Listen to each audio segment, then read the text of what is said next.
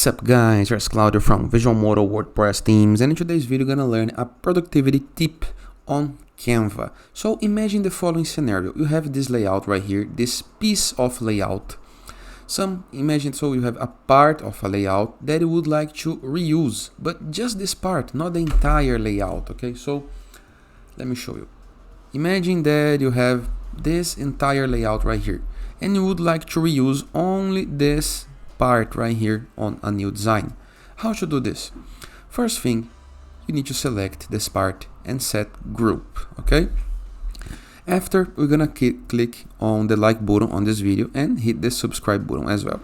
Then go to more and go right here to create component, okay? You can type a component name. You can save to brand kit. You can assign a category, it can be graphics, and create it, okay? Then, now if you go to your components on your left sidebar of menus on Canva, you're gonna be able to see the saved component. So, right here on components.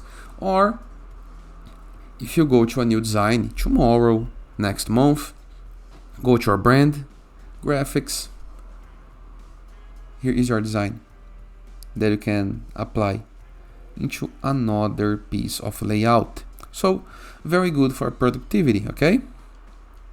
Simple, easy, and very effective. And this.